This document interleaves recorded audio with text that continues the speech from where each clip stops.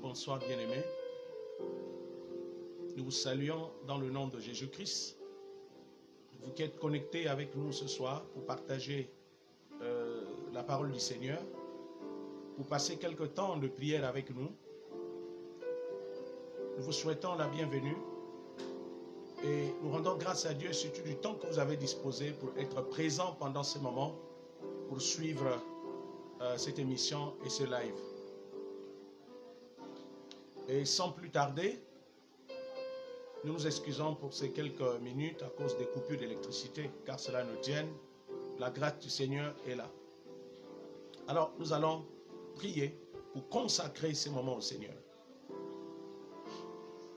Éternel notre Dieu, éternel Dieu Tout-Puissant, éternel Père de grâce et de bonté, tu es digne de louange et de gloire, éternel. Nous te bénissons, Père éternel, pour nous avoir fait grâce de partager ces moments. Nous te rendons des actions de grâce, éternelle, de ce que tu as permis que nous soyons connectés, Seigneur, à travers, au Dieu Tout-Puissant, cette émission de ce soir. Que nos cœurs soient disposés, que l'action du Saint-Esprit soit à l'œuvre, que nos cœurs, Père éternel, soient ouverts pour recevoir ta parole. Et connecte-nous, Seigneur, à ton esprit, pour que notre vie de prière se réveille. Nous abandonnons à toi, Seigneur, car c'est poussé par le Saint-Esprit que les hommes ont parlé de ta part. Sois le maître de ces moments, que toute la gloire te revienne. Dans le nom puissant de Jésus-Christ, nous avons prié. Amen. Merci, Seigneur. Alors, bien-aimés, alors ce soir, comme nous l'avons annoncé, nous partageons la parole du Seigneur avec vous. Et donc ce soir, nous allons parler en fait de l'aspect prophétique de la part que nous n'avons pas pu développer hier. Alors nous allons donc prendre le texte d'Exode chapitre 12.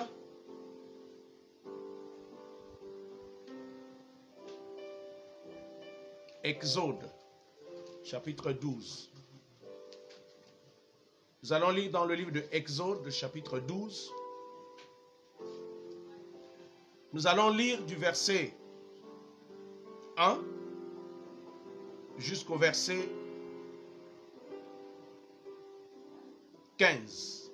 Exode, chapitre 1, du verset 1 jusqu'au verset 15. Donc nous allons lire les 15 premiers versets du chapitre 12 du livre d'Exode. Alors, sans plus tarder, nous allons faire la lecture.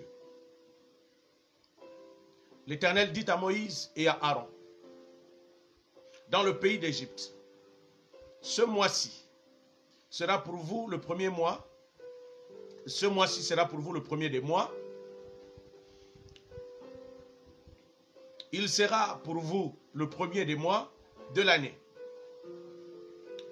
Parlez à toute l'assemblée d'Israël et dites, le 10e jour de ce mois, on prendra un agneau pour chaque famille, un agneau pour chaque maison.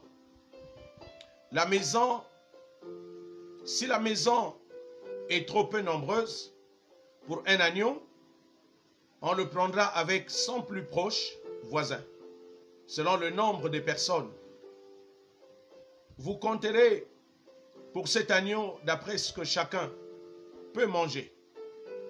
Ce sera un agneau sans défaut, mâle, âgé d'1 an. Vous pourrez prendre un agneau ou un chevreau. Vous le garderez jusqu'au 14e jour de ce mois. Et toute l'assemblée d'Israël l'immolera entre les deux soirs. On prendra de son sang et on en mettra sur les deux poteaux et sur les linteaux de la porte des maisons où on le mangera. À partir du verset 8, cette même nuit, on en mangera la chair, rôtie au feu. On la mangera avec des pains sans levain et des herbes amères. Vous le mangerez point à demi cuit et bouilli dans l'eau, mais il sera rôti au feu avec la tête les jambes et l'intérieur. Vous n'en laisserez rien jusqu'au matin. Et il n'en restera, et s'il n'en reste quelque chose le matin, vous le brûlerez au feu. Verset 11. Quand vous le mangerez, vous aurez vos reins sains, vos souliers aux pieds et votre bâton à la main. Et vous le mangerez à la hâte. C'est la Pâque de l'Éternel. Cette nuit-là, verset 12, je passerai dans le pays d'Égypte et je frapperai tous les premiers-nés du pays d'Égypte, depuis les hommes jusqu'aux animaux. Et j'exercerai des jugements contre tous les dieux de l'Égypte. Je suis l'Éternel. Le sang vous servira de signe sur les maisons où vous serez. Je verrai le sang et je passerai par-dessus vous. Et il n'y aura point de plaie qui vous détruise quand je frapperai le pays d'Égypte. Le verset 14 à 15, vous conserverez le souvenir de ce jour et vous le célébrerez parmi une fête en l'honneur de l'Éternel. Vous le célébrerez comme une loi perpétuelle pour vos descendants. Pendant 7 jours, vous mangerez des pains sans levain. Dès le premier jour, il n'y aura plus de levain dans vos maisons, car toute personne qui mangera du pain levé du premier jour au 7e jour sera retranchée d'Israël. Amen. Parole du Seigneur. Alors, bien-aimés, cette parole que nous venons de lire fait allusion également de la Pâque, de l'institution de la Pâque. Et comme nous avons dit hier, nous ne nous attarderons pas sur les aspects historiques, bien que nous appuyons sur des aspects historiques de la Pâque, mais ce qui nous intéresse beaucoup plus, c'est notre relation spirituelle par rapport à cette symbolique de la Pâque, par rapport à la Pâque, qu'est-ce que cela représente pour nous, quel est le rapport entre nous et la Pâque, quel est le rapport dans la vie entre nous et la Pâque, et quel est l'aspect prophétique, qu'est-ce que cela nous annonce par rapport au temps présent et par rapport à l'avenir. Voilà donc les aspects sur lesquels nous allons nous attarder ce soir. Alors donc, nous devons comprendre que notre responsabilité, c'est d'être enracinés en Jésus-Christ. Comme la Bible dit dans Colossiens chapitre 2, le verset 7. Nous devons être enracinés. Nous devons mettre nos racines dans la parole de Dieu. Parce que c'est la parole qui nous soutient. Si vous n'avez pas de soutien, de garantie dans votre existence, vous êtes un homme qui n'est pas stable. Vous devenez une personne instable. Alors, je voudrais immédiatement prendre l'image de la nature. Regardez la plante. La plante, pour être stable sur la terre, s'appuie sur ses racines. Et si la plante, aussi longtemps que la plante n'a pas de racines, elle est instable. Elle n'est pas solide. Mais lorsqu'elle a enfoui ses racines dans le sous-sol, cette plante a la capacité et la possibilité de grandir, d'être stable sur la terre et d'aller au plus haut niveau. Alors donc, notre responsabilité, c'est d'être stable.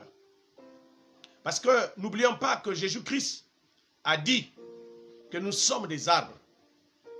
Dans Matthieu 7, Jésus a dit, on vous reconnaîtra à travers vos fruits. Donc, il est en train d'identifier en fait les êtres humains comme étant des arbres que Dieu a plantés sur la terre. Et d'ailleurs, le psaume chapitre 1 nous montre que l'homme est un arbre. Donc, il y a une différence entre les enfants de Dieu et les méchants. C'est-à-dire ceux qui croient en Dieu et ceux qui ne croient pas en Dieu. Mais tout au moins, chaque être humain est un arbre que Dieu a planté sur la terre. Et donc, en tant qu'arbre, nous avons la responsabilité de produire des fruits. Alors donc, le Seigneur s'attend à ce que chacun de nous produise des fruits dans notre existence. C'est la raison pour laquelle le but de ce message que nous partageons, c'est pour mettre des racines dans votre vie. Parce que dans la vie, il y a des vents, il y a des choses qui soufflent, il y a des tempêtes qui soufflent. Et si vous n'avez pas des racines, parce que n'oublions pas que vous êtes un arbre, donc gardez cette image, vous êtes un arbre. Et en tant qu'arbre, vous êtes soumis aux tempêtes. Vous êtes soumis aux tempêtes de la vie. Alors, nous sommes Par exemple, dans ce temps dans lequel nous sommes, nous avons des tempêtes qui sont en train de souffler maintenant. Il y a des maladies, des fléaux qui sont en train de souffler dans ce monde. Et on commence à remarquer que beaucoup d'instabilité commence à se manifester dans la vie des êtres humains. Les États sont instables, les familles sont devenues instables. C'est-à-dire tous ces vents qui sont en train de souffler ont un impact sur les personnes, sur les familles, sur les nations et sur les peuples. Maintenant, qu'est-ce qui est plus important? C'est d'avoir des racines, parce que nous sommes des plantes que Dieu a plantées sur la terre. C'est la raison pour laquelle, en tant que plante, si on ne prend pas soin de vous, si on ne nous montre pas comment être stable sur la terre, alors que nous sommes soumis aux tempêtes, notre existence commencera à ne plus avoir un sens. C'est la raison pour laquelle il est important, bien-aimé, il est très important, bien-aimé, que nous comprenions que nous avons besoin d'être enracinés. Nous avons besoin d'avoir des racines. Nous avons besoin d'avoir des racines. Nous avons besoin d'être enracinés dans le Seigneur. Alors, c'est la raison pour laquelle Colossiens chapitre 2, le verset 7, nous demande d'être enracinés dans le Seigneur. Et lorsque nous lisons la parole de Dieu dans Éphésiens chapitre 2, le verset 20, la Bible dit que nous devons être édifiés. Notre vie doit être bâtie sur les fondements ou sur les enseignements des apôtres et des prophètes du Seigneur Jésus-Christ. C'est la raison pour laquelle nous revenons sur les enseignements des prophètes et du Seigneur Jésus-Christ pour établir nos racines. Et donc ces racines représentent ici la foi en la parole de Dieu, notre connaissance dans la parole de Dieu. Si nous n'avons pas de la connaissance de la parole de Dieu, nous allons vaciller. Parce que la vie est en mouvement. Tout change. Tout est en mouvement. Nous sommes dans une dialectique. Rien n'est stable dans ce monde. Rien n'est stable. Rien n'est stable. Tout est en mouvement. Tout est changeant. Tout est changeant. C'est la raison pour laquelle ceux qui doivent nous sauver, ce n'est pas des changements qui arrivent, mais ce sont les racines que nous avons sur la terre. Parce que nous sommes sur la terre. Les vents peuvent arriver sur la terre. Les choses peuvent arriver sur la terre. Les fléaux peuvent arriver sur la terre. Mais ce qui doit nous sauver, c'est comment nous avons mis nos racines sur la terre. Et donc, il y a un certain nombre de choses que nous devons comprendre pour ne pas être paniqués, pour ne pas être pris de panique, pour être stable. C'est la raison pour laquelle la thématique que nous partageons avec vous ce soir, la Pâque, a un impact dans votre vie. Et ce soir, j'aimerais vous parler de façon spirituelle et de façon prophétique pour que chacun de nous puisse comprendre l'importance de comprendre la Pâque. Cela va contribuer. Cette révélation sur la Pâque va être une contribution pour toi et moi, pour vous qui nous suivez à partir de notre ligne, à partir de notre page Facebook, à partir de cette émission. Cela vous permettra d'avoir des racines. Donc, ce sera une valeur ajoutée dans votre vie à travers ce live. Alors donc, nous avons lu Exode chapitre 12. Et ce texte nous parle de la Pâque. Et je rappelle que la Pâque, comme nous la célébrons aujourd'hui ou maintenant ou dans cette période, est une fête du Seigneur. J'aimerais faire ce rappel. La Pâque est une fête. C'est la fête du Seigneur. Et c'est la première fête que le Seigneur a instituée dans la Bible et dans la vie chrétienne. En réalité, quand nous lisons le texte, dans Exode chapitre 12, à partir du verset 1, la Bible dit ceci. L'Éternel dit à Moïse et à Aaron dans le pays d'Égypte, « Ce mois-ci sera pour vous le premier mois, le premier des mois. » Je reprends le verset 2. « Ce mois-ci sera pour vous le premier des mois. Il sera pour vous le premier des mois de l'année. Parlez à toute l'assemblée d'Israël et dites, le 10e jour de ce mois, on prendra un agneau pour chaque famille, un agneau pour chaque maison. Alors, je vais d'abord m'arrêter là. Alors, Dieu parle ici d'un mois. Il dit ce mois-ci. Mais il s'agit de quel mois? Il s'agit du mois de Nissan. Du mois de Nissan. Comme le dit en hébreu. Il s'agit du mois de Nissan. C'est-à-dire le mois de Nissan, qui est le mois de mars, selon le calendrier biblique, selon le calendrier de Dieu, selon le timing de Dieu, dans l'agenda divin, le mois de mars est le premier mois de l'année, selon Dieu. Donc, le véritable calendrier biblique, le véritable calendrier divin, commence à partir du mois de mars. Bon, on ne va pas entrer dans les polémiques, mais le calendrier que nous avons, dont l'année commence en janvier, c'est un calendrier babylonien. Ça n'a rien à voir avec le calendrier biblique. C'est un calendrier babylonien. Donc c'est un calendrier romain. Parce que nous savons que l'Empire romain est la reprise, est la résurrection de l'Empire babylonien. Ou tout au moins, l'Empire romain est la somme des 3 premiers empires qui ont existé sur la terre. Donc à savoir l'Empire babylonien, l'Empire médo-perse et l'Empire grec. Et donc Rome est la somme de tous ces empires. Donc le calendrier que nous avons aujourd'hui, dont l'année commence en janvier, c'est un calendrier babylonien. Ce n'est pas un calendrier biblique. Donc pour Dieu, l'année ne commence pas en janvier, mais l'année commence en mars. Alors donc le Seigneur va dire ceci. Ce mois-ci sera pour vous le premier mois et il sera pour vous le premier des mois de l'année. Alors, si nous allons au verset 5 à 6, la Bible dit ceci. Ce sera un agneau sans défaut, mâle, âgé d'1 an. Vous pourrez prendre un agneau ou un chevreau. Vous le garderez jusqu'au 14e jour de ce mois. Et toute l'assemblée d'Israël l'immolera entre les 2 soirs. Alors, je vais m'arrêter là. Alors donc, ici, l'agneau devait être immolé le 14e jour du mois de Nissan. Dans l'ancien hébreu, on appelait ça le mois d'Abib. Donc, c'est le 14 mars. Le 14e jour du premier mois de Nissan ou d'Abib, que l'agneau devait être immolé. Et donc, Dieu va instituer cela en Égypte. Alors, nous savons que la Pâque signifie la délivrance du peuple d'Israël de l'Égypte. La Pâque est la symbolique, est le symbole de la délivrance du peuple d'Israël de l'Égypte. La Pâque signifie que nous sommes sauvés par le sang de l'agneau. La Pâque est le symbole de la délivrance. La Pâque est le symbole du salut du peuple qui était en esclavage en Égypte à travers le sacrifice du sang de l'agneau.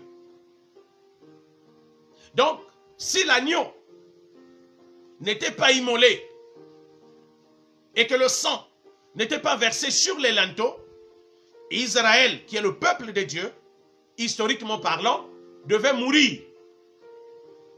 Parce que la mort devait frapper. Quand? Pendant cette période de Nissan. Pendant cette période du mois de mars. La mort devait venir sur la terre et frapper. Maintenant, Dieu, pour épargner son peuple, parce que le peuple de Dieu est vivant. Le peuple de Dieu est un peuple vivant, parce que Dieu n'est pas un Dieu de mort, mais il est un Dieu de vivant. Donc, en fait, ce soir, vous allez comprendre que la mort frappe ceux qui sont morts. Mais ceux qui sont vivants ne sont pas frappés par la mort. Je ne parle pas du départ. Je ne parle pas du départ, c'est-à-dire du moment pendant lequel chacun de nous quitte la terre pour aller dans le monde de l'éternité. Je ne parle pas de cette mort-là. Je parle ici de la mort spirituelle, qui est un état de séparation entre l'homme et Dieu. Ça veut tout simplement dire, quand une personne est séparée de Dieu, la mort, quand la mort viendra, cette personne sera frappée. Pourquoi? Je vais vous expliquer. Une personne qui est vivante, c'est une personne qui habite dans le royaume de Dieu. Parce que le royaume de Dieu est un royaume de vivants. Le royaume de Dieu est un domaine où règne la vie.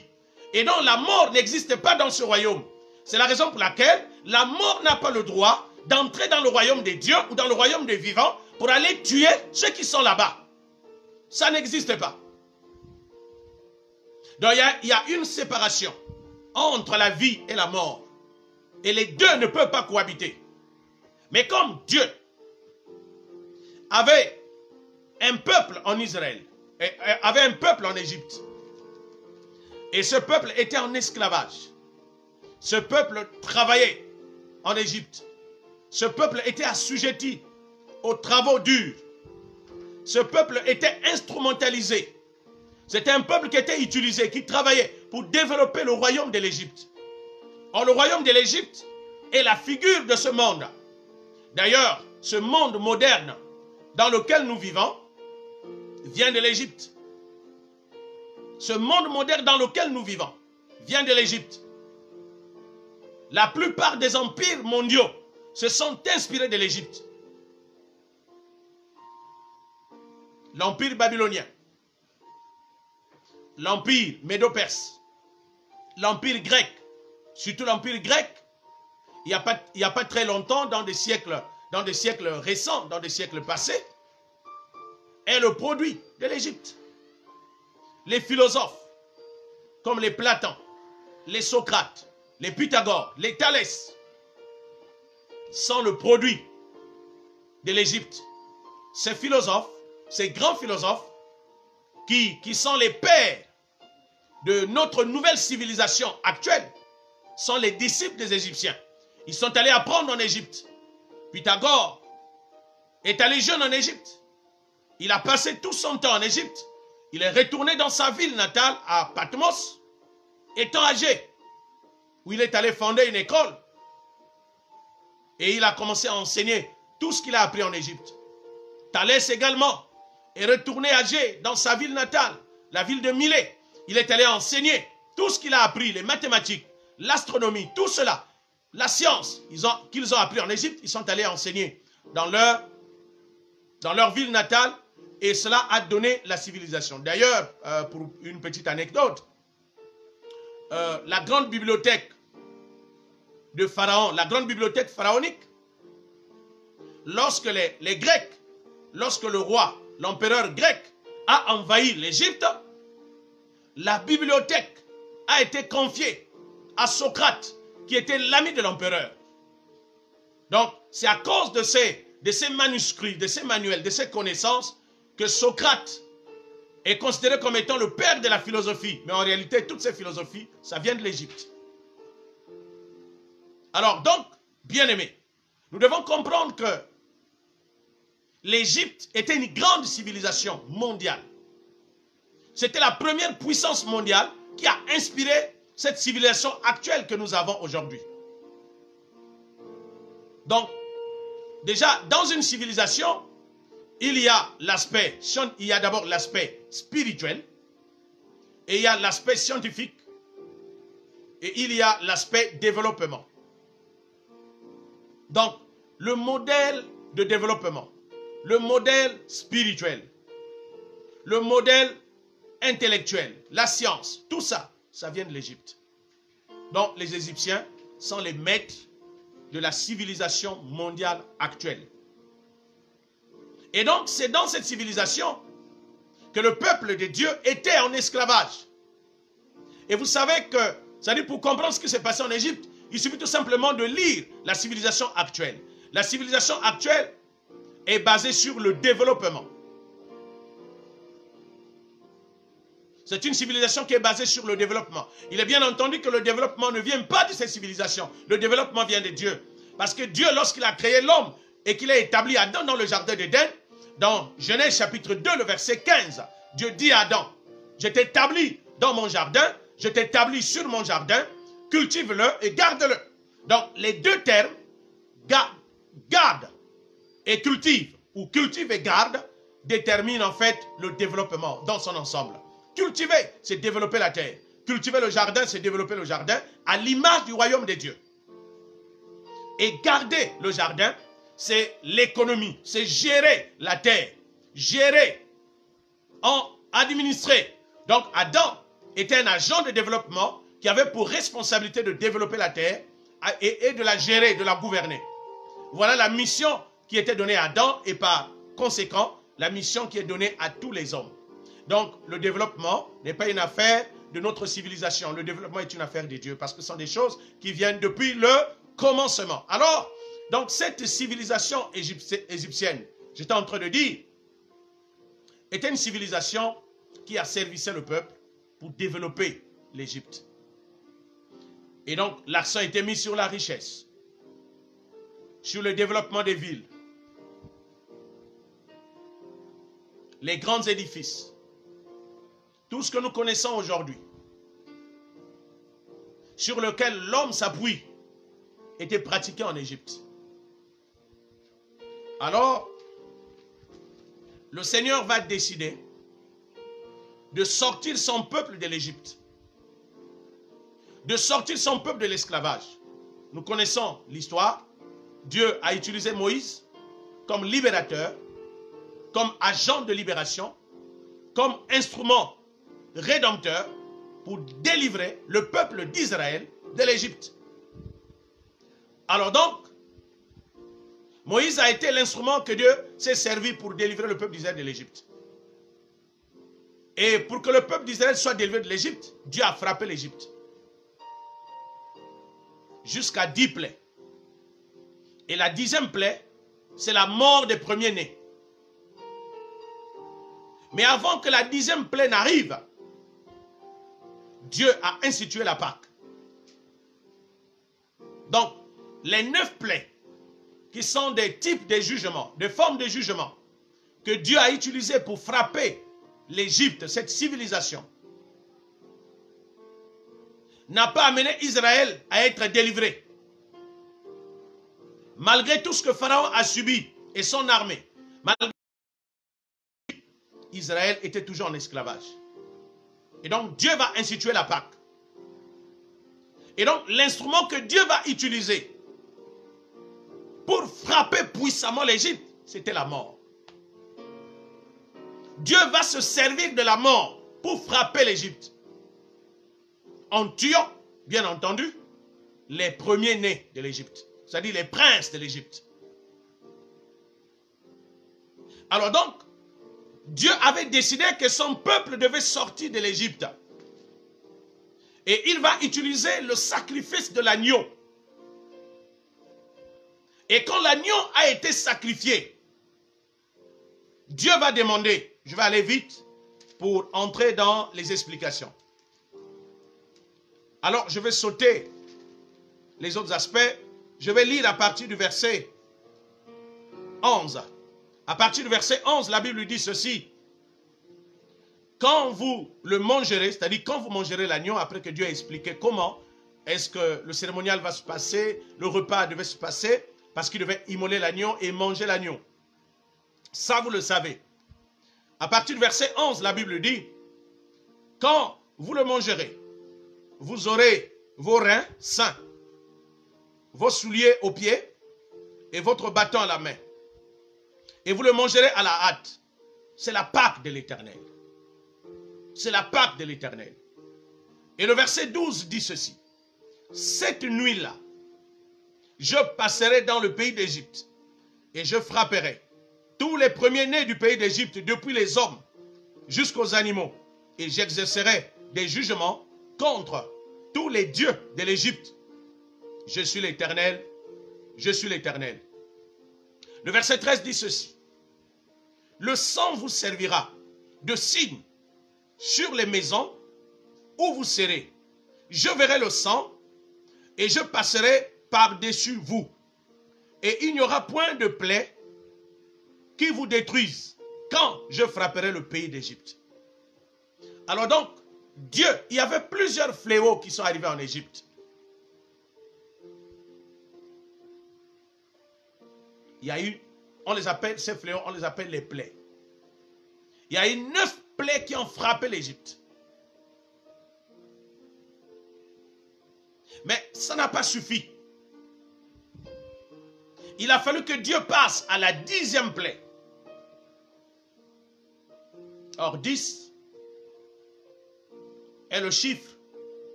de l'univers. 10 est le symbole de quelque chose qui est universel. C'est-à-dire quelque chose qui est mûr, qui est parfaite dans l'univers. Et donc, Dieu va utiliser 10 plaies. Ça veut dire que les plaies étaient à son comble. Le jugement était à son comble. Quand Dieu voulait amener, c'est-à-dire ce monde, au jugement complet, Dieu a utilisé le chiffre 10. Donc 10 plaies. Alors donc, Dieu va frapper l'Égypte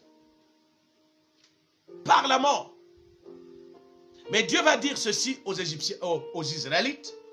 Lorsque vous allez immoler l'agneau, vous prendrez le sang de l'agneau, vous allez couvrir sur les linteaux, c'est-à-dire sur les portes de vos maisons, sur les fenêtres, sur les portes, sur vos maisons. Ça sera un signe qui va vous épargner de la mort qui va arriver en Égypte. Et c'est ce qui a été fait. L'ange de la mort est venu pour frapper. Partout où il y avait le sang de l'agneau, la mort passait outre. La mort passait dessus. Ça veut dire que le peuple d'Israël, qui avait la marque du sang, était épargné du jugement par la mort. Alors, lorsque nous regardons ce texte, il est bien vrai que c'est un texte historique. Alors, j'ai reçu une révélation du Seigneur. C'est la raison pour laquelle je vous parle ce soir. La Pâque a été instituée pour permettre à Israël de sortir de l'Égypte. C'est pourquoi cette sortie du peuple d'Israël de l'Égypte s'appelle Exode. Exode, l'exode est un déplacement. Bon, pas comme on le définit en géographie. Spirituellement parlant, l'exode signifie partir de l'intérieur vers l'extérieur. C'est-à-dire le peuple était en Égypte, à l'intérieur de l'Égypte. Mais Dieu voulait que le peuple quitte l'Égypte pour aller hors de l'Égypte. Or, l'Égypte est l'image de ce monde actuel. L'Égypte est l'image de cette civilisation actuelle dans laquelle nous vivons. Dieu voulait faire sortir son peuple de l'Égypte. Donc, il a provoqué une exode. Mais pour que Pharaon lâche prise, parce que le peuple était en esclavage, le peuple était sous la main de la tyrannie de Pharaon. Mais pour que Pharaon lâche prise, il a fallu que la mort frappe l'Égypte et que tous les premiers-nés de l'Égypte, c'est-à-dire les princes de l'Égypte, trouvent la mort et ça fait trembler Pharaon. Et Pharaon a demandé à Moïse, je vous laisse partir. Allez-y, sortez. Alors, donc la sortie, la libération du peuple d'Israël était relative à l'institution de la Pâque par l'immolation de l'agneau. Or, cet agneau représente Jésus-Christ, qui est l'agneau qui ôte le péché du monde, comme Jean-Baptiste l'a dit dans Jean chapitre 1, le verset 29. Jean-Baptiste a montré aux Juifs à Jérusalem que voici l'agneau de Dieu qui ôte le péché du monde. Donc, l'agneau qui enlève le péché du monde, c'est Jésus-Christ. Et c'est par lui que les hommes sortent du monde. C'est par le sacrifice de l'agneau, comme la Pâque, que le peuple du monde sorte du jugement de Dieu. N'oubliez pas que ce monde sera jugé. Et Dieu n'a pas changé. Ce qu'il a fait en Égypte, c'est ce qui se reproduit. Salomon a dit, il n'y a rien de nouveau sous le soleil. Ce qui est aujourd'hui l'a été. Et ce qui sera l'est et l'a été. Il n'y a rien de nouveau. Tout est question de cycle. La vie est cyclique. C'est pourquoi on parle du commencement et la fin. L'alpha et l'oméga. Ce qui a commencé, c'est ce qui aboutit. Mais quand ce qui a commencé aboutit, ce n'est pas la fin. On reprend le cycle. Et ce sont les échelles qui changent. C'est la raison pour laquelle, bien-aimés, nous devons comprendre ce soir que le Seigneur m'a donné une révélation. Je me suis posé la question, Seigneur, qu'est-ce qui se passe pendant cette période-là? Et Dieu m'a amené dans ce texte d'Exode, chapitre 12. Il m'a dit, étudie davantage ce texte, je vais te révéler un mystère. Et pendant que j'étais en train d'étudier, j'étais en train de prier. Le Seigneur va me montrer quelque chose. Et il me dit, mon fils, regarde, nous sommes en 2020. 2020, c'est le commencement d'une nouvelle ère. 2020 marque la fin entre le monde et le royaume de Dieu. Donc Dieu a décidé de faire sortir son peuple du monde pour les amener dans le pays de Canaan céleste, dans la Canaan céleste, comme Dieu avait décidé de faire sortir le peuple d'Israël de l'Égypte pour les amener dans le pays de Canaan. C'était ça l'Exode. Donc, Dieu a institué la Pâque pour que l'agneau soit immolé. Parce que c'était la préfiguration du grand salut qui devait venir sur la terre, par lequel les hommes devaient être sauvés du monde, de ce système tyrannique mis en place par les hommes inspirés par Satan, où l'homme n'a pas de valeur, où l'homme est réduit en esclavage. Parce que ce qui caractérise le monde, en fait, c'est la mort et l'esclavage. Et puis, l'éloignement de Dieu. C'est un monde où Dieu n'a pas de place. Le Créateur n'a pas de place. Ce qui compte, c'est l'homme. Donc, c'est une civilisation qui est bâtie sur l'homme. C'est-à-dire, c'est l'égocentrisme, l'ethnocentrisme. C'est une civilisation dont l'homme est le centre de la vie. Mais or, dans le plan de Dieu, dans la civilisation divine qui est unique et universelle, c'est Christ qui est le centre de la vie. Donc, nous sommes en train d'aller vers le christocentrisme. Donc, nous sommes en train d'aller vers la Canaan céleste. Donc, Dieu a décidé pendant cette période, à partir de 2020, pendant cette nouvelle ère qui a commencé, Dieu veut faire sortir son peuple, comme il a fait sortir Israël de l'Égypte, pour nous amener vers le royaume de Dieu. C'est la raison pour laquelle Jésus-Christ reviendra bientôt pour chercher son église. Ça ne veut pas dire qu'on va changer de pays de façon physique. Sur le plan, dans Exode, dans l'Ancien Testament, Dieu a utilisé des symboles physiques pour nous enseigner. Mais aujourd'hui, tout est spirituel. Nous n'allons pas changer de pays.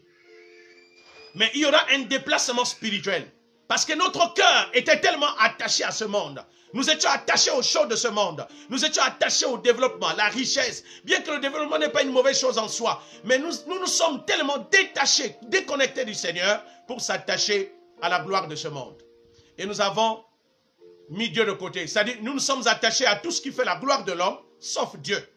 Or, Jésus a dit dans Matthieu chapitre 6, le verset 33, « Cherchez premièrement le royaume des cieux et sa justice, et tout le reste vous sera donné. » Mais nous avons préféré s'attacher à ce qui est secondaire et non à ce qui est prioritaire.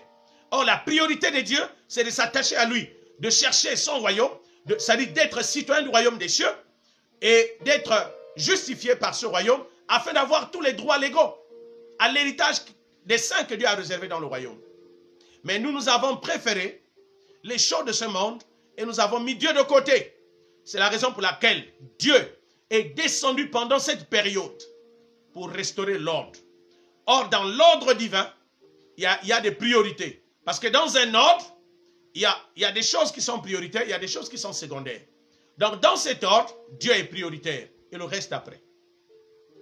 Et donc, nous avons renversé l'ordre de Dieu, nous avons renversé l'ordre divin et nous avons établi un ordre humain dont l'homme est au devant de la scène. Au lieu que ce soit Dieu qui soit au devant de la scène, nous avons mis Dieu derrière et nous avons mis l'homme devant. C'est-à-dire, nous nous sommes mis devant et nous avons mis Dieu derrière. Et c'est comme ça que, bien aimé, que chacun de nous, nous nous sommes comportés.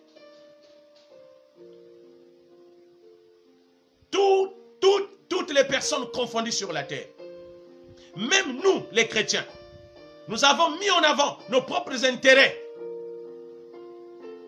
et nous avons mis Dieu devant. Nous avons instrumentalisé Dieu. Nous avons utilisé Dieu comme un instrument d'exaucement ou de bénédiction. Les seules fois que nous mentionnons Dieu, c'est lorsque nous prions pour nos bénédictions. Nous avons été juste dans les églises. Nous avons bâti des églises. Nous avons bâti des méga-churches. Juste pour les intérêts de l'homme, pour satisfaire les intérêts des hommes. Et non, pour donner gloire à Dieu. Nous avons mis Dieu derrière. Nous nous sommes détournés de Dieu. Parce que nous sommes identifiés à la culture de ce monde. C'est-à-dire ce qui caractérise ce monde dans lequel nous sommes. Qui est là, l'Égypte moderne, c'est que l'homme est au devant de la scène et Dieu est derrière. Et il y a d'autres mêmes civilisations, il y a même d'autres qui ont exagéré, qui sont allés plus loin en disant que Dieu n'existe pas. Donc, l'annihilation de Dieu. Nous avons annihilé Dieu, nous avons effacé Dieu dans notre conscience, dans notre vie. Et nous avons occupé l'espace de la vie. Même les chrétiens se sont focalisés sur leurs propres intérêts personnels. Les prières sont motivées par nos bénédictions, par notre élévation personnelle, par notre élévation matérielle. Les églises ont été bâties juste pour promouvoir les intérêts des hommes. C'est la raison pour laquelle Dieu a été remplacé par l'homme à tous les niveaux. Ça, c'est dans l'église. Ça, c'est dans le milieu chrétien. Le chrétien lui-même en personne s'est mis au devant de la scène et Dieu a été juste un instrument pour nous bénir. Et Dieu a décidé, pendant cette ère dans laquelle nous sommes entrés, à corriger cela. Donc, bien-aimés, à cause du temps, je dis ceci, nous sommes entrés dans l'ère de l'ordre divin. L'ordre humain venait de prendre fin, c'est-à-dire le dernier jour de l'année 2019. Je pèse bien mes mots, d'après ce que j'ai reçu du Seigneur. L'ordre humain a pris fin depuis l'année 2019, le dernier jour. Et à partir de 2020, nous sommes entrés dans l'ordre divin. Mais comme d'après le calendrier de Dieu, l'année ne commence pas en janvier, l'année commence en mars. Alléluia. Vous allez voir la concordance, bien-aimés. L'année commence en mars. Et vous allez voir au mois de mars, Dieu a institué une nouvelle ère.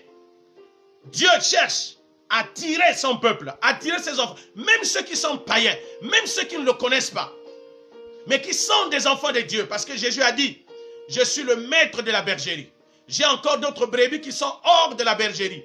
Mais ceux-là, ils entendront ma voix et ils me suivront.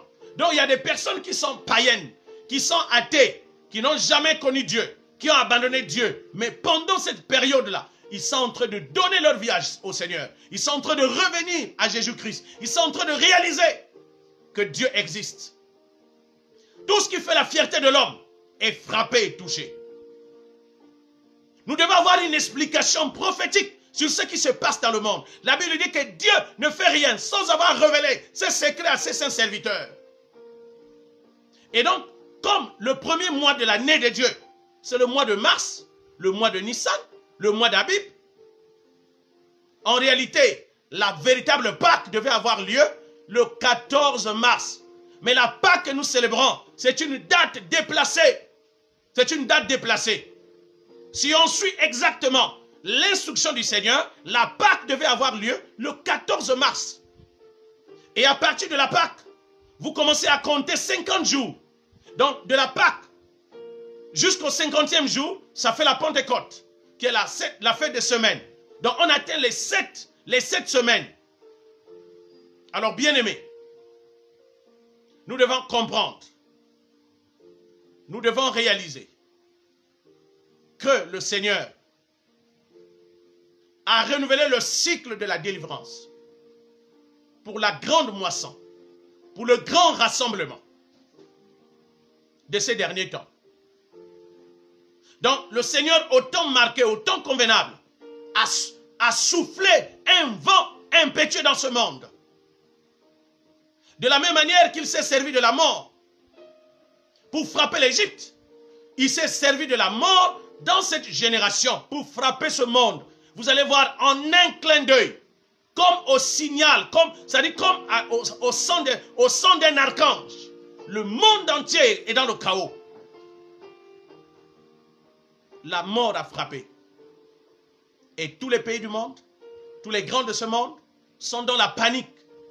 Pourquoi? Parce que le Créateur a frappé. De la même manière que l'Égypte était frappée par la mort et que l'Égypte avait décidé de libérer le peuple de Dieu, parce que le monde, ce que le monde craint, c'est la mort. C'est pourquoi vous allez voir, dans ce monde, les gens n'aiment pas mourir. Ils veulent rester là, parce que c'est leur royaume. Alors que ce royaume est éphémère, nous sommes sur la terre comme un centre de formation. La terre n'est qu'un centre de formation où le Créateur nous a établis pour être formés. Comment nous allons vivre dans l'éternité? Donc, la terre est l'école, est le centre de formation où on apprend comment vivre dans l'éternité. Nous sommes venus sur la terre pour apprendre la vie du royaume de Dieu. C'est la raison pour laquelle Jésus est descendu avec le royaume de Dieu, avec l'enseignement du royaume de Dieu, pour que tous les hommes se répandent. C'est pourquoi Jésus n'est pas venu chez les chrétiens.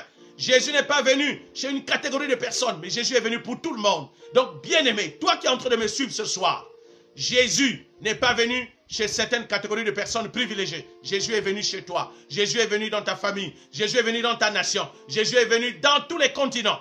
Et il appelle chacun de nous de venir à lui, de changer de mentalité, de changer de comportement, de changer de façon de voir la vie et de voir les choses selon la pensée du Seigneur, selon la vision du Seigneur, afin que nous soyons sauvés, afin que nous entrions dans le royaume de Dieu à travers le sacrifice qu'il a fait à la croix pour notre salut. Alors donc, ce qui s'est passé en Égypte, c'est ce qui s'est passé cette année 2020. Ça a une explication.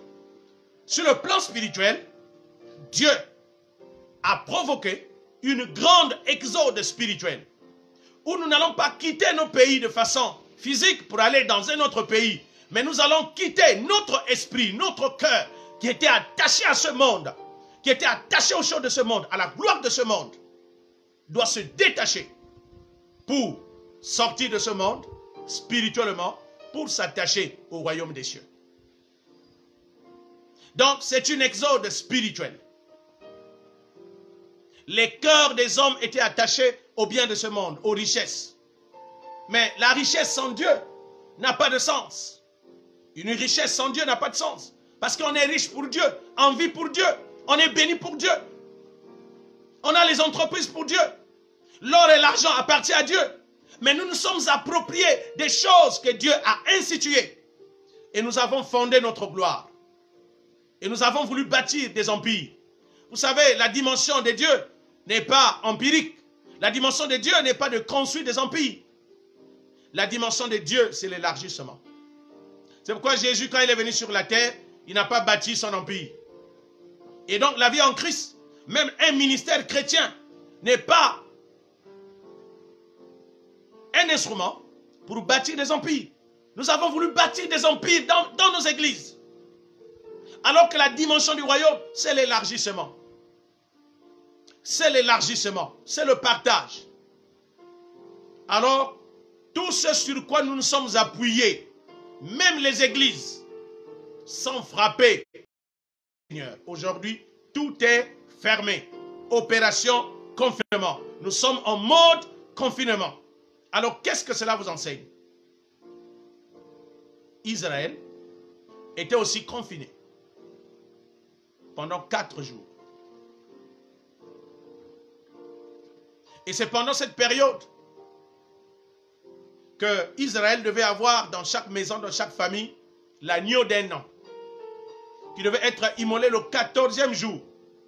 Donc le 4e jour du confinement. Donc à partir du 10e jour, le peuple d'Israël devait entrer en confinement dans la présence de Dieu et immoler l'agneau, manger la Pâque. Et c'est alors que viendrait la délivrance. Alors, bien-aimés, Dieu veut nous faire sortir de ce monde. C'est-à-dire, il veut détacher nos cœurs du système de ce monde pour nous attacher à son système qui est le royaume de Dieu, qui est la vie éternelle. Donc, qu'est-ce que Dieu veut? Dieu n'est pas contre tout ce que nous avons, parce que tout cela vient de lui. Mais Dieu est contre une chose, c'est notre attachement, notre allégeance avec ce monde qui ne glorifie pas Dieu. qui a mis Dieu au second plan. Donc, c'est une exode spirituelle. Dieu veut que nous sortions. Et c'est pourquoi vous allez voir, ce fléau est venu au mois de mars. C'est-à-dire pendant la période de la Pâque. Pendant la période de l'exode du peuple de Dieu. Pendant la période où le peuple de Dieu doit sortir de l'Égypte, c'est-à-dire du monde. C'est pendant cette période que cela est venu.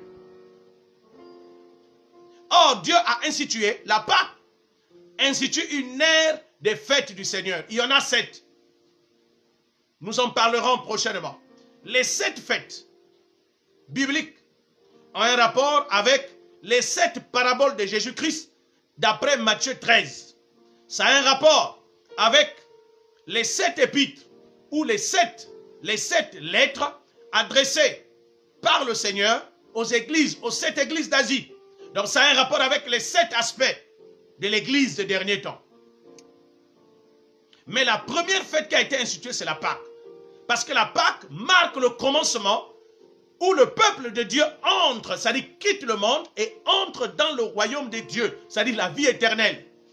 Donc Canaan, où le peuple a été appelé à entrer, était une image du royaume des cieux où nous devrions entrer. Mais qui a conduit le peuple d'Israël dans le pays de Canaan? C'est Josué.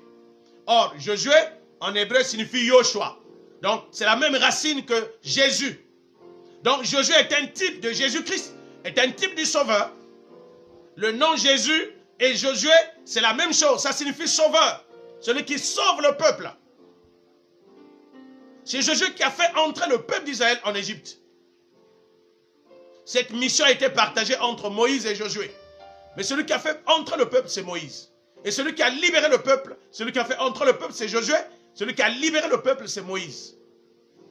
Alors, bien aimés, regardez bien la symbolique. Je suis en train d'aller vers la fin pour des raisons du temps. Donc, regardez cette image.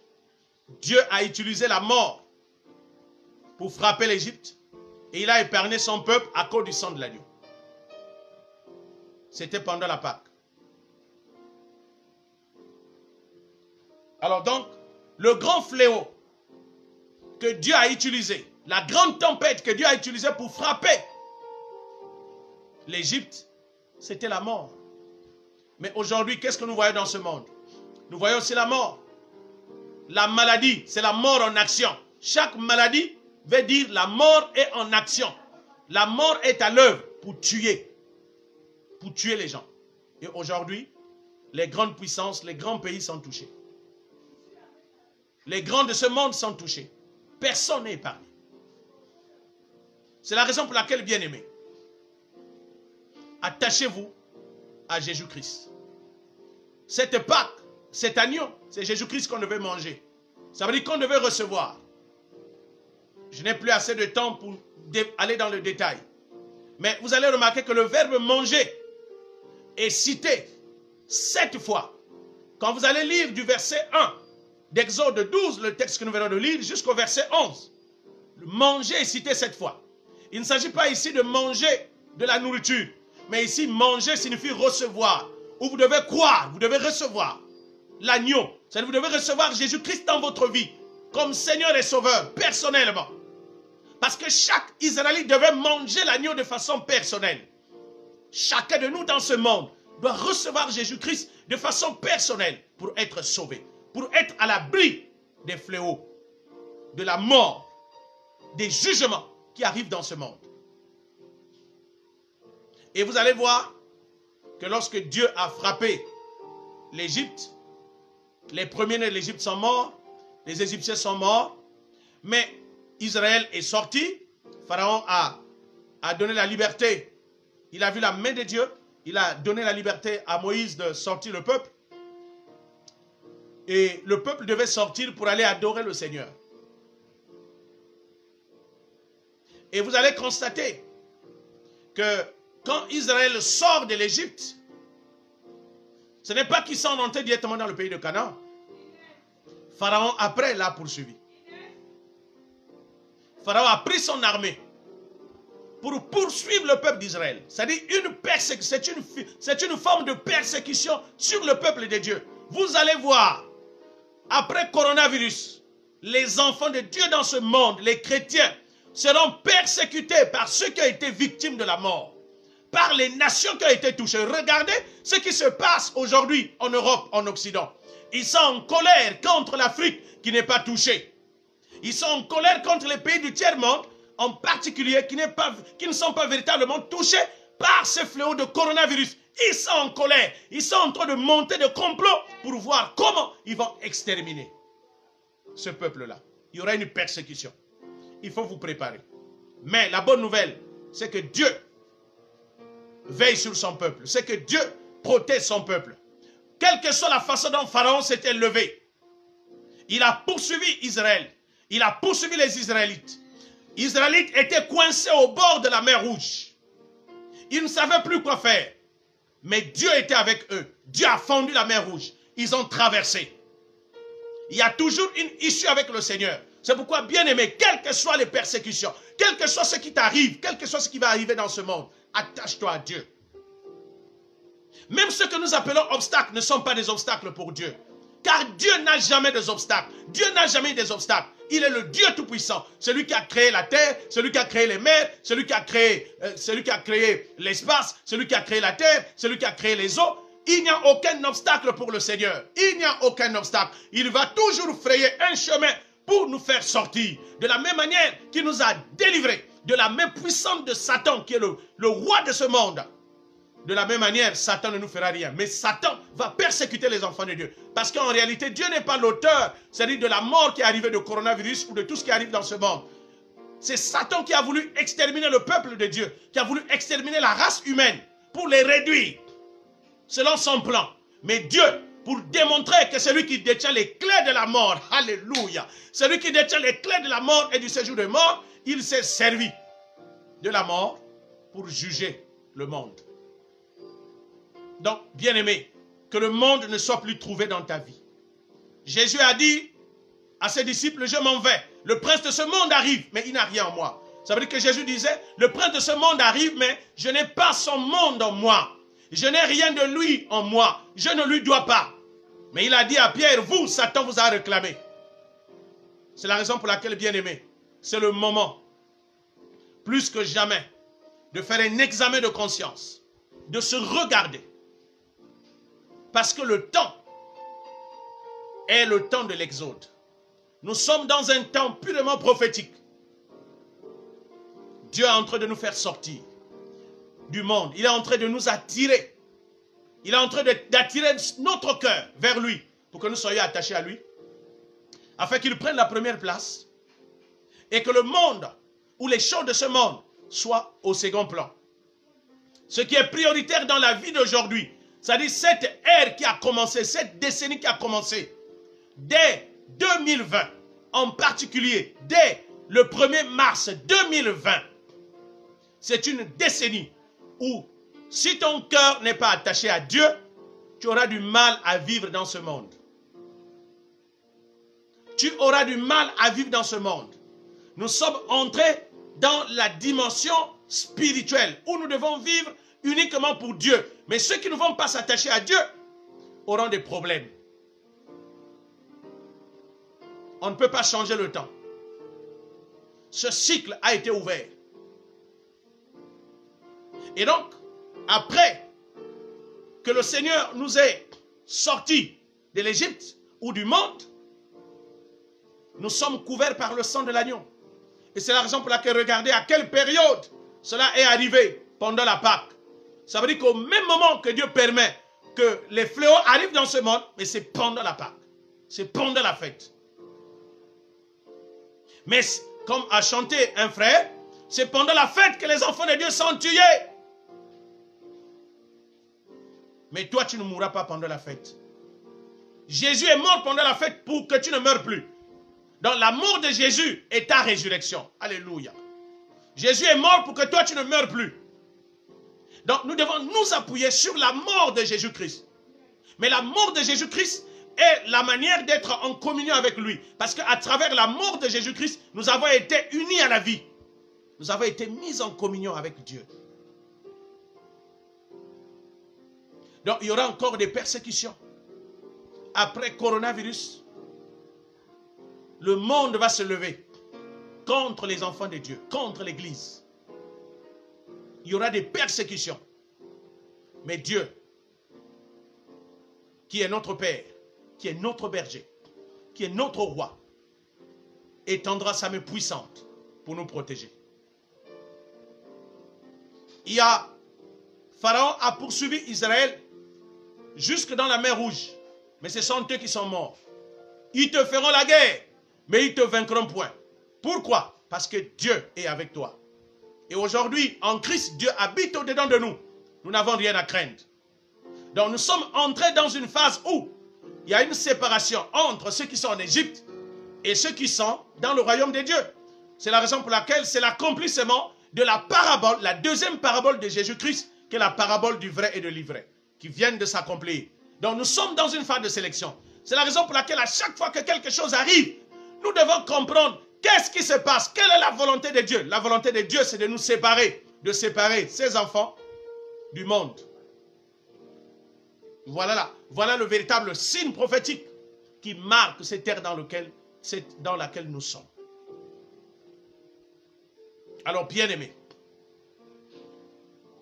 de grâce, je t'en supplie, par les compassions du Seigneur, détache-toi du monde, détache-toi du péché, détache-toi du mensonge, détache-toi de toutes les choses qui n'ont rien à voir avec Dieu, détache-toi de toutes les choses qui nous font perdre, détache-toi de cela, je t'en supplie, bien-aimé. La mort a commencé à frapper. Ce monde a commencé à être jugé. Cette civilisation est déjà terminée. Parce que tout se détruit de l'intérieur. Cette civilisation est rangée de l'intérieur. En fait, ce n'est pas Dieu qui détruit, mais c'est l'homme lui-même qui se détruit par la qualité de ce qu'il développe à l'intérieur de lui. Nous avons développé la méchanceté. Nous avons développé la destruction au-dedans de nous. Nous nous détruisons de l'intérieur. Nous sommes détruits de l'intérieur. Et tout ce qui est sous le pouvoir de l'homme, ces pyramides que nous avons mis en place, ces empires que nous avons placés, ces montagnes sur lesquelles nous appuyons, l'économie, la politique, la religion, la culture, et j'en passe, toutes ces choses-là vont être détruites. Aujourd'hui, il n'y a plus de football. Tout est menacé. Tout ce sur quoi ce monde s'appuie est menacé. Alors, bien-aimés, c'est le moment de s'examiner. C'est le moment de se juger soi-même. Tu as célébré la Pâque. Même si ce n'est pas la période véritablement indiquée par le Seigneur. Mais Dieu n'est pas forcément lié à une date. Parce que la signification de la Pâque est beaucoup plus spirituelle qu'à la cérémonie. Mais car cela nous tienne, nous devons respecter les périodes que Dieu a fixées. Donc, du 14 mars, vous allez compter 49 jours. Je ne sais pas, certainement ça doit faire entre le 13 mai. Ça sera réellement la véritable Pentecôte. Selon le calendrier biblique. Parce que bon, même les fêtes chrétiennes ont été modifiées dans le calendrier romain. Parce qu'en fait, cette civilisation dans laquelle nous sommes, c'est la civilisation romaine. Et cette civilisation romaine, c'est une civilisation chrétienne. Parce que, souvenez-vous, vous êtes sans savoir que l'empereur romain, en la personne de Constantin, avait mis en place l'église romaine, où on a tout changé, où on a tout bouleversé. Mais car cela ne tienne, revenons aux Écritures, revenons à la parole de Dieu. Bien-aimé, je t'interpelle. Je n'ai pas de leçon à te donner. Je ne suis pas meilleur que toi. Je ne suis qu'un simple instrument. Mais je suis en train de t'avertir. Parce que j'ai reçu un avertissement du Seigneur. Les choses que je te parle, je les ai reçues. Le Seigneur m'a parlé. C'est pourquoi je viens, je t'en supplie. Je t'en supplie, bien-aimé. Détache-toi du monde. Si Dieu n'avait plus de place dans ta vie, restaure Dieu. Qu'est-ce que tu vas gagner à aller mourir éternellement en enfer, aller à la perdition? Abandonne les copines. Même si tu as des avantages avec les copains, avec les copines, abandonne ça à cause du Seigneur. Pleure devant le Seigneur. Si tu es dans une dimension où ta vie dépend du péché et que tu as du mal à abandonner le péché, je te comprends, mais pleure devant le Seigneur. Dieu va ouvrir une porte pour toi. Car l'heure est grave. Plus d'excuses. Nous sommes inexcusables. C'est ce que la Bible nous dit. Dans Romains chapitre 1, à partir du verset 18 jusqu'au verset 33, lorsque nous lisons ce texte, la Bible parle de l'universalité du péché, où nous sommes inexcusables, parce que nous connaissons Dieu, même à travers la création, même à travers ta propre vie. Regarde comment tu es créé. Tu n'as jamais vu l'usine où on fabrique les êtres humains. Regarde comment le nez est à sa place, les yeux sont à leur place. Ça dit tout est en harmonie, mais tout cela ne t'interpelle pas. Regarde ta propre vie, le souffle de vie qui se renouvelle chaque jour. Et Dieu tient dans sa main le souffle de toute chair qui vit. Cela ne nous interpelle pas. Bien-aimés, revenons à Dieu. Revenons à Dieu. Revenons sincèrement à l'Éternel. Ne meurs pas dans le péché. Car le jugement qui arrive, c'est pour l'éternité. C'est la raison pour laquelle Satan, ayant compris que son sort est terminé, il a trompé les hommes, les a amenés à la rébellion totale. Dieu a décidé de frapper. Dieu a décidé de frapper. Quand Dieu avait frappé l'Égypte, la première chose que Dieu avait frappé, ce sont les dieux de l'Égypte. C'est-à-dire les puissances des ténèbres sur lesquelles la spiritualité de l'Égypte s'appuyait. Ce sont ceux-là qui ont été frappés. C'est la raison pour laquelle Moïse a vaincu l'Égypte sans utiliser aucune arme.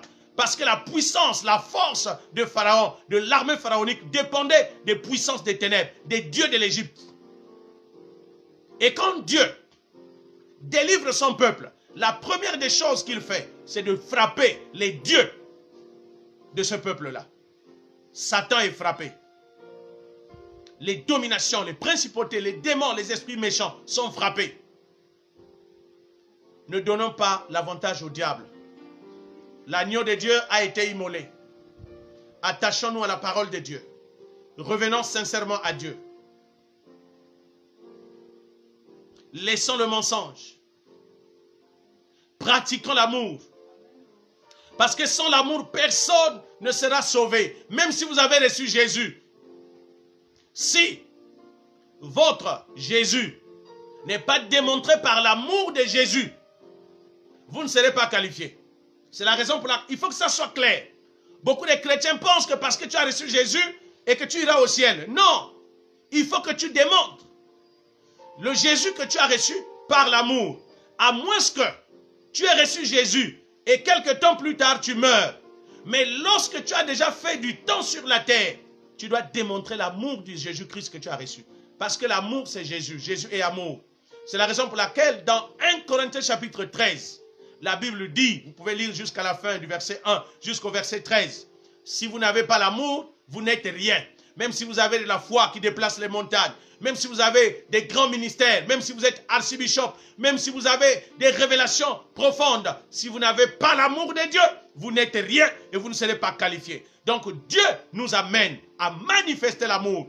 La seule chose que Dieu nous demande de manifester puissamment aujourd'hui, c'est de changer notre comportement, de changer notre façon d'être vis-à-vis des autres en pratiquant l'amour. Car c'est à travers l'amour que nous aurons accès au royaume de Dieu. Parce que le royaume de Dieu est un royaume d'amour. Et si nous avons accès au ciel, c'est par amour, parce que nous étions des pécheurs. C'est la raison pour laquelle ne te moque pas des personnes qui sont dans le péché, mais prie pour eux. Alors ce soir, je vais terminer. J'avais voulu que nous prions puissamment, nous prions de façon intense. Mais à cause du temps, nous allons prendre peut-être juste 5 minutes pour prier et ça sera la fin. Alors bien-aimé, là où tu es, tu connais ce qui t'a éloigné du Seigneur. Tu sais ce qui t'a éloigné. Nous avons trompé nos femmes, nous avons trompé nos maris. Nous avons volé. Nous nous sommes détournés du Seigneur. Nous avons élevé notre intelligence au-dessus de Dieu. Nous nous sommes appuyés sur notre propre logique humaine. Notre intellectualisme a pris de l'ampleur, de l'ascension, de la primauté par rapport à Dieu. Revenons à l'Éternel. Et je te demande maintenant, dans ce premier sujet de prière, je vais te demander que tu te répandes. Et nous allons prier pour cela. Père Céleste, nous voici devant ta présence. Nous voici, Père éternel, devant toi. Nous reconnaissons que nous avons péché. Nous avons commis toutes sortes de péchés, toutes sortes d'abominations, toutes sortes de crimes, toutes sortes de meurtres. Nous avons pratiqué le mensonge. Nous avons violé ta parole. Nous avons violé ton alliance. Nous nous sommes totalement détournés de toi. Nous avons mis en avant, Seigneur, notre élévation humaine et matérielle. Nous nous sommes appuyés sur la richesse. Nous avons adoré de l'argent. Nous avons adoré l'argent. Nous avons adoré les richesses. Mais tu es Dieu qui a créé toutes choses. Tu es la source de toutes ces choses sur lesquelles nous nous sommes appuyés. Père éternel, maintenant, nous reconnaissons cela. Et nous réalisons que cela est mal à tes yeux. Nous avons défié ton autorité. Nous avons violé, Seigneur, ton alliance. Nous venons auprès de toi, Seigneur, devant le trône de la grâce de Dieu, pour nous repentir. Seigneur, je m'unis, je me mets ensemble avec mes frères et sœurs qui nous suivent à travers le monde entier, à travers cette page, à travers cette émission, Père éternel, pour se connecter au Dieu de miséricorde, afin que tout ce que nous avons commis comme péché, Père éternel, soit pardonné. Seigneur, pardonne-nous. Pardonne-nous selon ta grande miséricorde. Je prie que le sang de Jésus-Christ, par lequel nous avons été sauvés, couvre chacun de nous maintenant, lave chacun de nous maintenant. Que la marque du sang de Jésus soit couverte sur chacun de nous, au nom puissant de Jésus-Christ. Seigneur, nous abandonnons à toi. Nous nous abandonnons à toi, éternel. Nous nous abandonnons, Seigneur, à toi. Que le sang de Jésus-Christ, par lequel nous avons été rachetés, par lequel nous avons été délivrés de la mauvaise manière que nous avons hérité de nos pères, Seigneur, parle dans la vie de chacun de nous. Seigneur, tu as dit que le sang rend témoignage sur la terre de la vérité. Seigneur, je déclare que le sang de Jésus et tout ce qu'il a fait pour nous devienne la voix qui parle en faveur de chacun de nous. Au nom puissant de Jésus, que la voix du sang de Jésus plaide en faveur de chacun de nous devant le trône de la grâce de Dieu, afin que nous soyons non coupables, déclarés, Seigneur, sans faute, sans péché. Au nom puissant de Jésus-Christ, Père Céleste, nous nous appuyons sur ta grâce. Car c'est par ta grâce que nous sommes sauvés, par le moyen de la foi. Nous ne méritons rien, Seigneur. Mais tu nous as fait grâce de recevoir le don de salut à travers l'œuvre de la croix, à travers Jésus-Christ. C'est pourquoi maintenant, Seigneur, nous nous appuyons sur le sacrifice de Jésus-Christ et plaidons, Père éternel, coupable. Plaidons coupable pour chacun de nous. Plaidons coupable pour le corps de Christ dans le monde entier. Plaidons coupable, Seigneur, pour les peuples du monde entier, dans toutes les nations. Je plaide coupable pour cette nation, le Gabon. Je plaide coupable, Seigneur, pour les nations africaines, les nations de la terre, les nations européennes, les peuples occidentaux, Père éternel. Je plaide, Seigneur, que le sang de Jésus, par lequel tu nous as rachetés, et tu as fait de nous un royaume et des sacrificateurs pour notre Dieu, parle en notre faveur. Car ils l'ont vaincu à cause du sang de l'agneau et à cause de la parole de leur témoignage. Seigneur, nous voulons nous appuyer sur ta parole. Et nous te demandons maintenant de nous donner un cœur, Père éternel, un cœur, Père éternel, qui revienne à toi, dans le nom de Jésus. Tu vas prier maintenant pour que ton cœur qui s'était éloigné du Seigneur revienne à lui maintenant.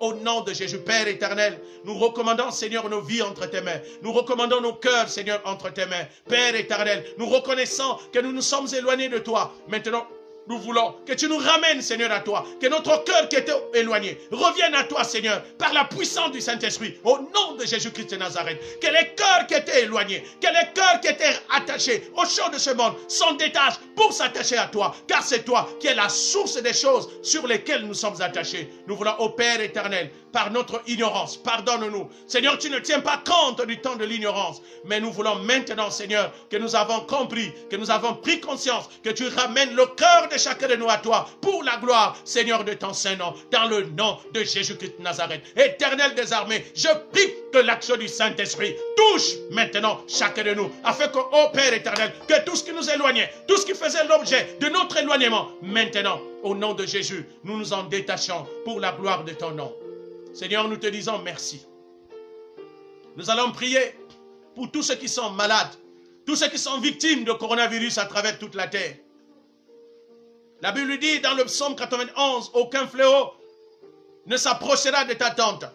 Aucun malheur ne t'atteindra. 1000 tombera à ton côté, 10 000 à ta droite.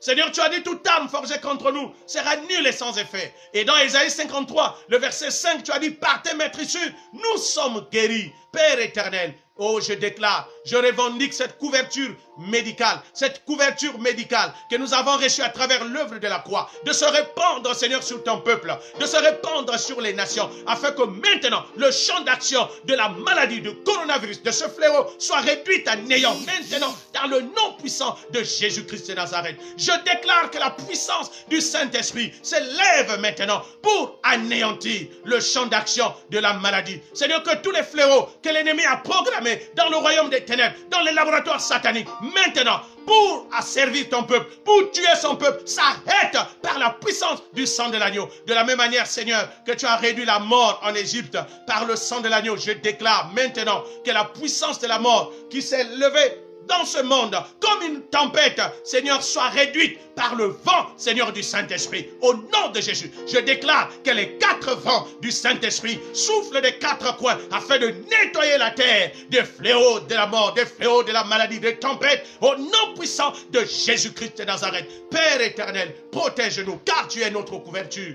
Tu es, Seigneur, notre couverture. Que la protection de l'Éternel se manifeste, Seigneur, sur chacun de nous. Guéris, Seigneur, tous ceux qui sont malades à travers le monde entier. Il n'y a pas que Corona, tous ceux qui sont malades, Seigneur, de différentes formes de maladies, car c'est la mort qui est en action dans leur vie. Je déclare que toute action de la mort qui se manifeste sous forme de différentes maladies sur ton peuple à travers la terre soit détruite maintenant.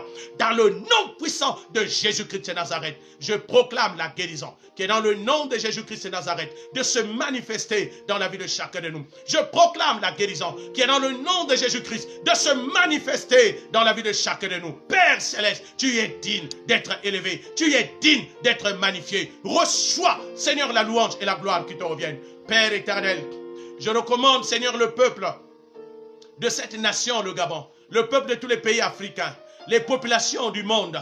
Seigneur, tous ceux qui sont confinés, Père éternel, fais leur grâce, Seigneur, de survivre. Protège tes enfants. Oh Dieu de grâce, étends ta main, Seigneur, préserve leur vie dans le nom de Jésus. Seigneur, nous déclarons que tout décret maléfique qui avait été décrété, Père éternel, pour répandre la maladie sur toute la planète, soit annulé dans le nom puissant de Jésus. Car l'acte dans les ordonnances nous condamner a été aboli à la croix. Je déclare, Seigneur, que cet acte, Seigneur, d'extermination des peuples que Satan a décrété dans le royaume des ténèbres, dans les laboratoires sataniques, soit détruit maintenant par le nom puissant de Jésus. Seigneur, tu l'as fait à la croix. Seigneur, ce que tu as aboli, personne, Seigneur, ne peut le souscrire. Personne ne peut le renouveler. Je déclare, Seigneur, que toutes les entités démoniaques soient livrées en spectacle dans le nom puissant de Jésus. Je proclame maintenant que le nom de Jésus-Christ, Seigneur, parle à travers chacun de nous. Que le nom de Jésus-Christ, qui est notre sauveur, notre salut, Seigneur, couvre chacun de nous. Agisse dans la vie de chacun de nous. Père, nous te rendons grâce.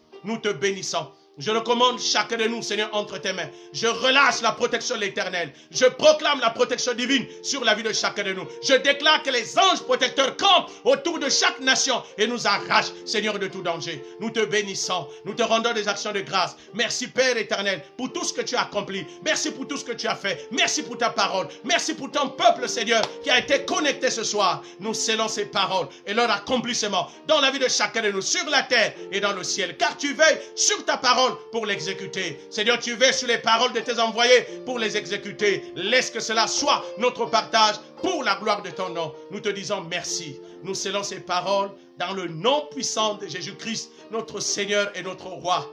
Nous venons ainsi de prier. Merci Seigneur. Merci Éternel. Alors bien-aimés, que Dieu vous bénisse. Nous vous souhaitons bonne nuit. Pour ceux qui se trouvent, qui n'ont pas le même fuseau horaire que nous, nous vous souhaitons la protection de l'Éternel, que la faveur divine soit votre partage. N'ayez pas peur, car la peur affaiblit votre esprit. La Bible dit que l'esprit du malade le guérit dans la maladie. Donc c'est votre esprit, c'est votre état d'esprit qui amène la bonne santé. Soyez fervents d'esprit.